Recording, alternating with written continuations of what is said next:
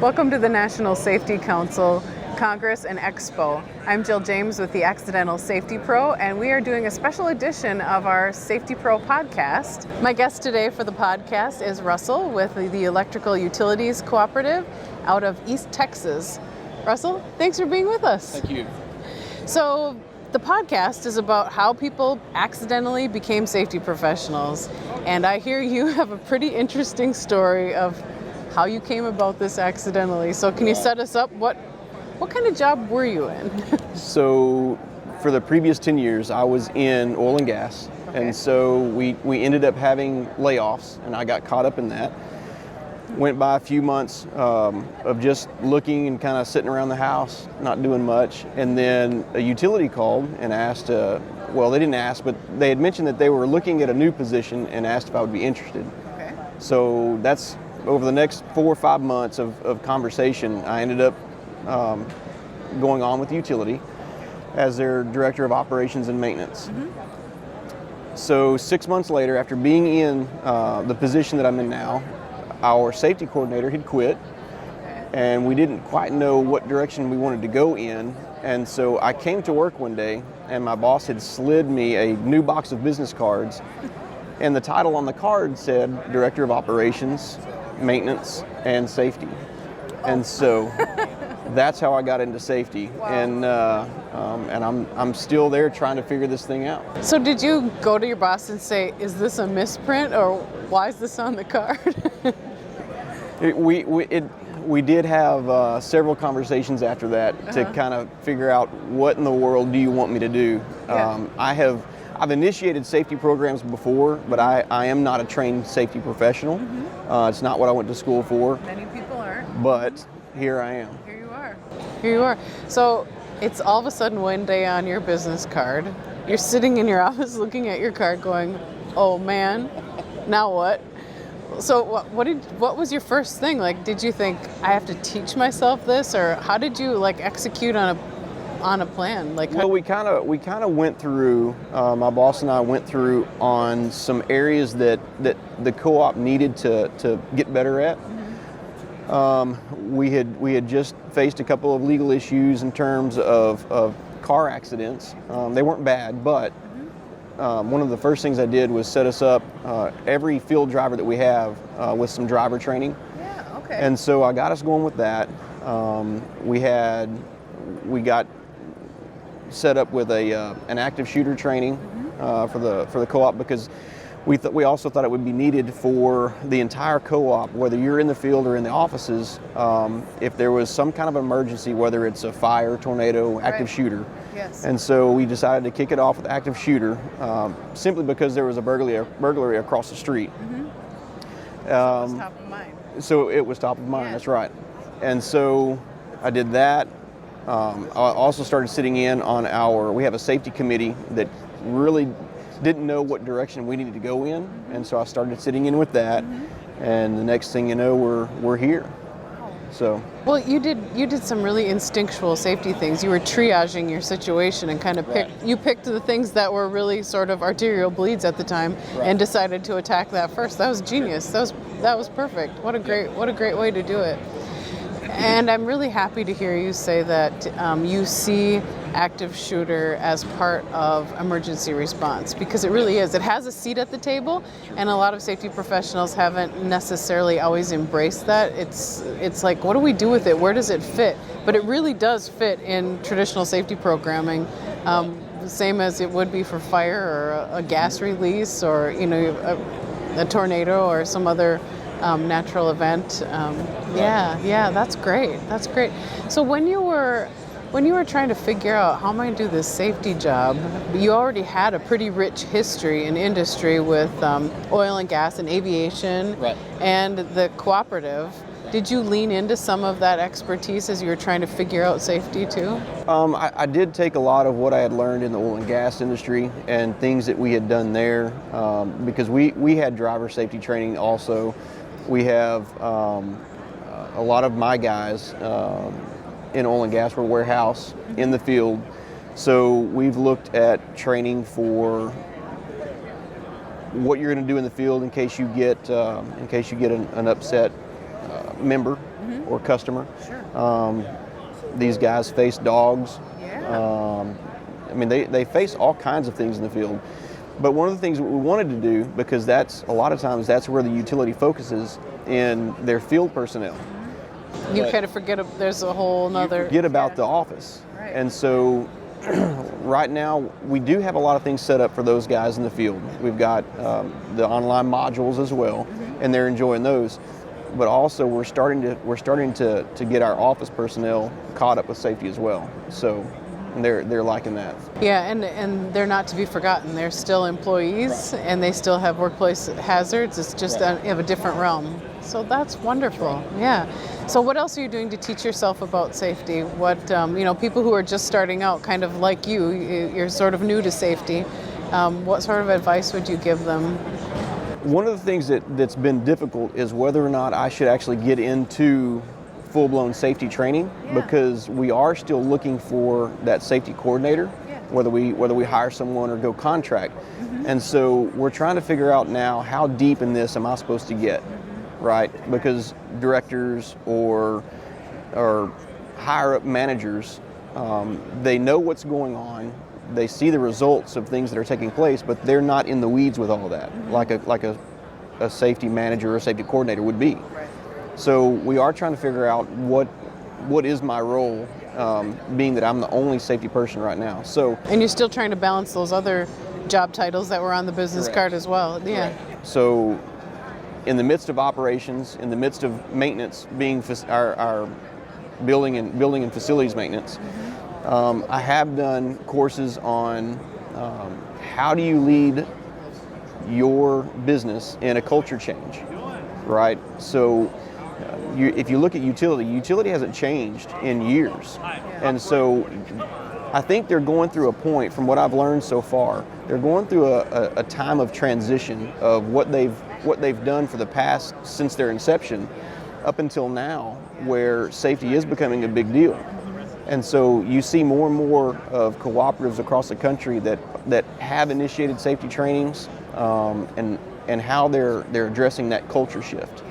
And so a lot of my training has been on change management or leading that culture. So breaking down the way it's always been done kind of mentality, right. and that culture of change, that is a piece of safety. It really is, because we need to figure out how to convey those messages to our employees so that they perform the way we want them to when nobody's looking, and that we care about them authentically, and they care about one another. I think one of the big issues is, especially when I was in oil and gas, I saw our vice presidents come in, and they would come in our warehouses in their suits, and yet they have steel toes and their hard hats on.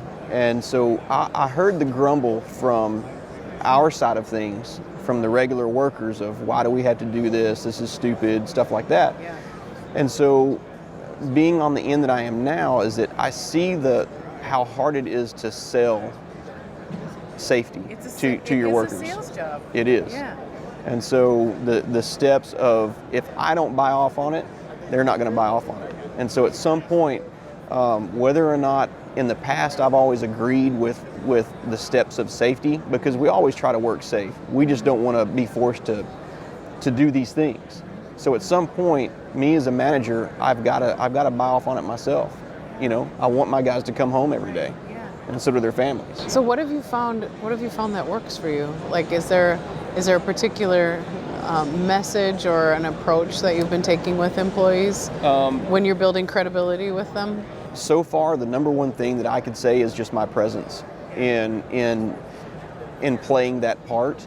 So if I go out in the field, or if I go in the warehouse or around the yard, I have to be safety minded. So if I'm playing that role and I'm doing it happily, then they see that. Yep. And so it is my presence so far. That's what I would think. Yeah.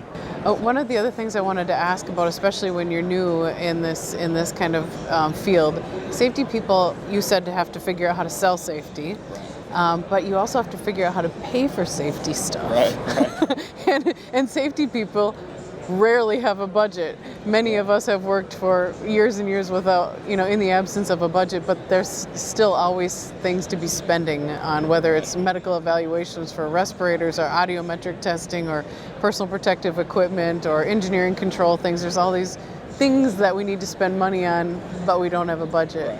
So curious to know how have you been creative in finding money that you need to do your work? So I was at work one day, and the manager of our meter shop, Deb, came in and had this brilliant idea.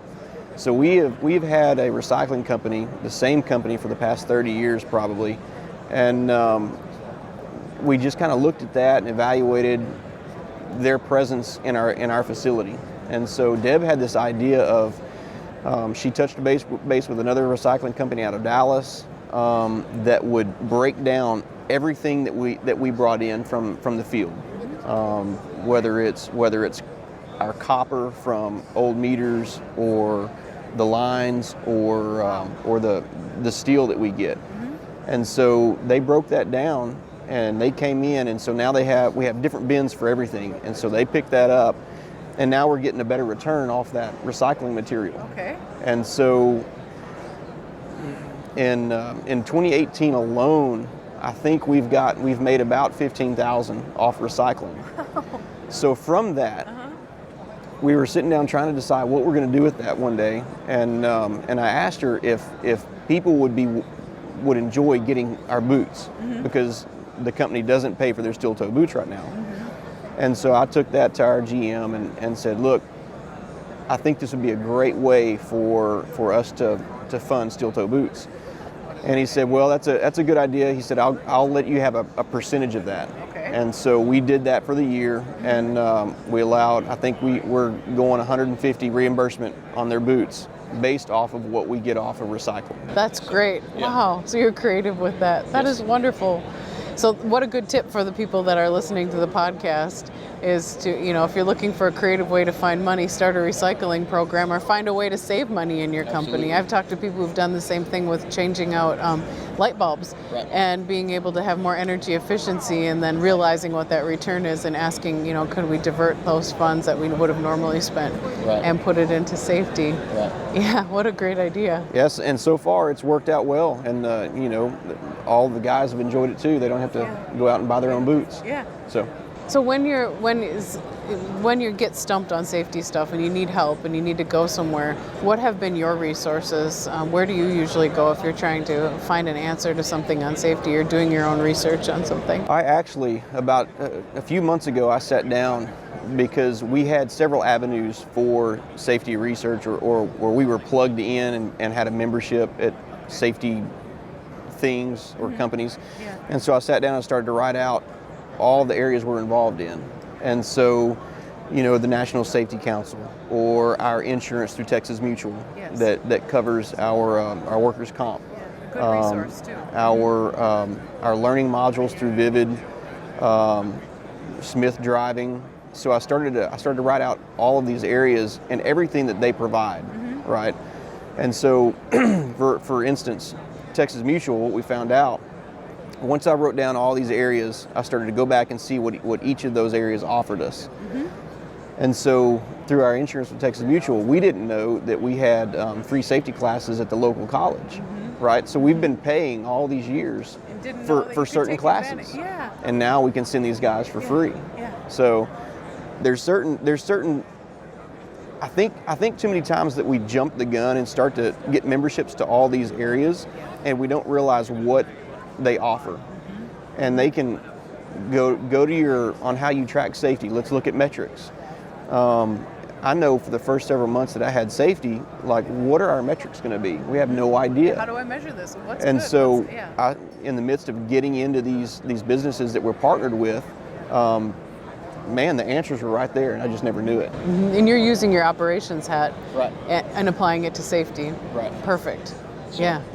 That's wonderful. I think that it's really, thank you for bringing up insurance, because a lot of employers don't know what they're paying for in those premiums, whether they're self-insured or they're fully insured. You have an opportunity to take advantage of many things that you don't necessarily know about, like Some insurance companies will offer industrial hygiene monitoring. So if Yep. you want air monitoring done or noise monitoring done, you might be able to get it through your insurance company for free or for a reduced cost. You found out you can have classes at a community college. That's fantastic. A lot of resources. And there was also another business we partnered with that we were looking into changing our GPS monitoring for all of our vehicles, and that's a pretty big expense, right? So through another safety company that we're involved in, if we go through this one GPS company, because we're both involved with this other company, we get a huge discount just for that, right? So the networking between safety companies is pretty large. You don't know who's offering what discounts, how much money you can save if you don't do the research. Yeah, and working your network. Right. Yeah. So before maybe someone's going to jump the gun, let's look at what we have. What are we working with now? What sort of advantages are they? And it'll also be a way to sift out what's not working too, That's right. or what's not providing a service that you thought maybe you were getting. That's right. Yeah, that you could get somewhere else. Yep. Yeah, that's wonderful. That's wonderful. So the job of safety, pretty big job, carries with it kind of a lot of, it's a lot of weight, a lot of gravity to know that you're responsible for human beings' lives in part. Right. Yeah, how did that work for you? I mean, that's a big shift. I think, and I've thought about this lately as well. We've had several discussions on it, but the idea of management, period. There's a lot of people that want to be in management. There's a lot of people that want to be in safety for the idea of controlling that area of work. But a lot of times I don't think we sit and realize what we're responsible for. So we can be technically trained at our jobs and automatically think we're made for management when you may not be. You're technically trained for what you do, not so much management, or falling into safety like I did. So there's a lot of catch up that I think I'm having to do, and sometimes it does get overwhelming. But you got to roll with life sometimes, and so take it with a grain of salt. Take day by day. Do your research for sure, and you'll get it done. So are you enjoying the work? I do enjoy work. I enjoy work simply because I love people. Yeah. So I've been in aviation. I've been in the oil and gas. I'm now in utility, and I think the one thing that I've taken with me from every industry that I've been in is how much I enjoy working with the people that love those industries. Yeah. So I think that's what really helps me be in safety, because I admit sometimes it's still hard for me to swallow the safety pill. Right. But I love the people that I work with, and I want to make sure they come home every day, and I want to make sure that their families see them every day. And so that's kind of what helps me be here. Yep. That's great. That's great. So what are you looking forward to with the expo here? Like what brought you here? I mean, it's in your home state, so it was easy for you to access, of course. But what do you look for when you come to a conference like this? It is in my home state, and it was still a 4-hour drive just to get down here. Right. It is a big state. It takes 12 hours just to get from the eastern part to the western part of Texas. So Texas is big, but this is my first time at the expo, and one of the things that was on my agenda is we do need a safety coordinator, and so that's what I'm here to do, to kind of feel out and network to see what companies either I can get a safety coordinator from, right, or that we can contract with, say for a few times a week. I don't know what that looks like yet. We're still on the early stages of making that happen. And maybe it's finding that right fit between technical and a leader, like right, you were talking about, and what's going to be the right fit for your company. One of the things I think I want, is with me coming into the utility, not knowing anything about utility, I don't know that I can do the same thing for a safety coordinator or for the utility. Sure. So one of the things I am looking for is that they have utility experience. Sure. So it's enough for me not to have utility experience and trying to play catch up, but I really need them to have that. Yeah, so you want to be able to work a network. while you're here at the conference. Yeah. Absolutely. What about any of the courses that you can take, or any of the sessions here? One of the things I am taking is I can't remember the exact title of it, but it's like we talked about earlier. It's also on leading that cultural change and how to make that beneficial for everybody. And so I believe that one's on Wednesday, but I can't remember the exact title. Yeah, good reason to be here. Well, this is my first time at the national conference, so you and I are both here for the first time, and you're the guest on our podcast, which is wonderful. Appreciate that. Sure. Yeah, this has been really fun. Thank you for sharing your story. Sure thing. You get the safety job because it shows up on your business card. Who would have thought? I know it. That's right. Yeah, that's that's exactly wonderful. How it happened. That's wonderful. Yep. Well, thank you. Thank you. you. And thanks for everybody who's listening in today, and thanks for being part of the podcast. If you'd like to listen to our other episodes, you can find the Accidental Safety Pro on the podcast player of your choosing. And if you'd like to contact us, you can reach out to us at social@vividlearningsystems.com. Until next time, thank you.